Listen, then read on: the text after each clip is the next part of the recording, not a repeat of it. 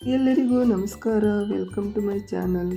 ಹಿಂದೂ ಧರ್ಮದಲ್ಲಿ ಕರ್ಮವನ್ನು ಸುಧಾರಿಸಲು ನೆರವಾಗುತ್ತದೆ ಎಂದು ನಂಬಲಾದ ಪವಿತ್ರ ದಾನಗಳ ಬಗ್ಗೆ ಒಂದಷ್ಟು ಮಾಹಿತಿ. ಮಾನವನಿಗೆ ಇರುವ ಅತ್ಯಂತ ದೊಡ್ಡ ಸಂಪತ್ತು ಹಣವಲ್ಲ, ಅದು ಮನಸ್ಸು. ಆ ಮನಸ್ಸಿನಿಂದ ಮತ್ತೊಬ್ಬರಿಗೆ ಸಹಾಯ ಮಾಡುವುದೇ ದಾನ. ಬಲಗೈಯಿಂದ ಕೊಟ್ಟ ದಾನ ಎಡಗೈಗೂ ಗೊತ್ತಾಗಬಾರದು ಎಂಬ ಮಾತು ನಮ್ಮ ಸಂಸ್ಕೃತಿಯಲ್ಲಿ ಬಹಳ ಪ್ರಸಿದ್ಧ. ದಾನ ಎಂದರೆ ಕೇವಲ ಹಣ ಕೊಡುವುದಲ್ಲ, ಹಸಿದವರಿಗೆ ಅನ್ನ ಕೊಡುವುದು, ಬಾಯಾರಿದವರಿಗೆ ನೀರು ಕೊಡುವುದು, ಬಡ ಮಕ್ಕಳಿಗೆ ವಿದ್ಯಾಭ್ಯಾಸಕ್ಕೆ ಸಹಾಯ ಮಾಡುವುದು, ಅಸಹಾಯಕರಿಗೆ ಧೈರ್ಯ ತುಂಬುವುದು, ಇವೆಲ್ಲವೂ ದಾನವೇ.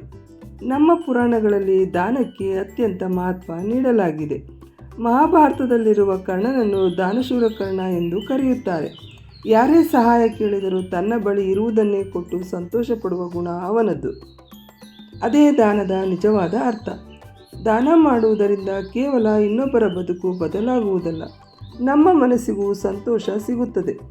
ಒಬ್ಬ ಹಸಿದವನಿಗೆ ಹೊಟ್ಟೆ ತುಂಬಿಸಿದಾಗ, ಒಬ್ಬ ಬಡ ವಿದ್ಯಾರ್ಥಿಗೆ ಪುಸ್ತಕ ಕೊಟ್ಟಾಗ, ಒಬ್ಬ ಅನಾಥನ ಮುಖದಲ್ಲಿ ನಗು ಮೂಡಿಸಿದಾಗ ಅದು ದೇವರನ್ನು ಕಾಣುವಂಥ ಅನುಭವ.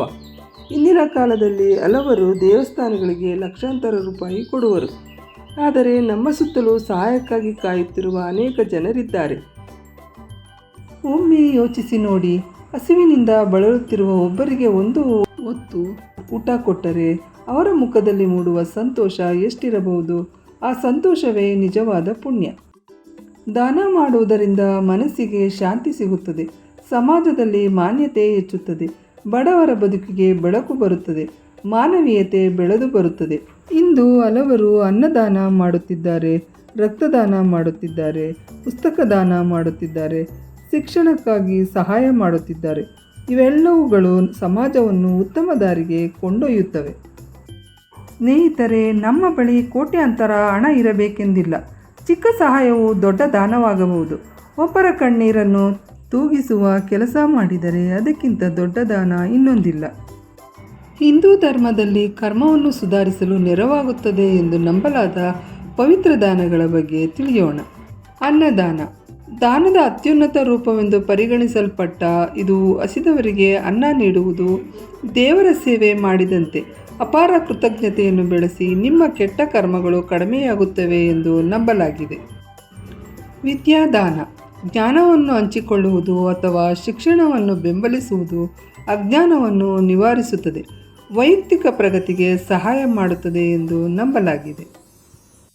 ವಸ್ತ್ರದಾನ ಅಗತ್ಯವಿರುವವರಿಗೆ ಬಟ್ಟೆಗಳನ್ನು ದಾನ ಮಾಡುವುದು ದಾನ ಮಾಡುವವರ ಕರ್ಮಚಕ್ರವನ್ನು ಸುಧಾರಿಸುತ್ತದೆ ಎಂದು ನಂಬಲಾಗಿದೆ. ಅಭಯದಾನ ಅಸಹಾಯಕರಿಗೆ ರಕ್ಷಣೆ ನೀಡುವುದು ಮತ್ತು ಯಾವುದೇ ಜೀವಿಗಳಿಗೆ ಭಯ ಅಥವಾ ಹಾನಿ ಮಾಡದಿರುವುದು ಅತ್ಯಂತ ಪೂಜನೀಯವಾಗಿದೆ.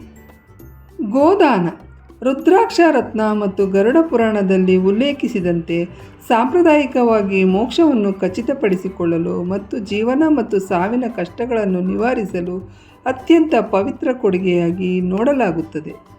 ಭೂಮಿ ದಾನ ಭೂಮಿಯನ್ನು ದಾನ ಮಾಡುವುದನ್ನು ಸ್ಥಿರತೆ ಮತ್ತು ಜೀವನೋಪಾಯವನ್ನು ಒದಗಿಸುವ ಒಂದು ಸರ್ವೋಚ್ಚ ಕಾರ್ಯವೆಂದು ಪರಿಗಣಿಸಲಾಗುತ್ತದೆ.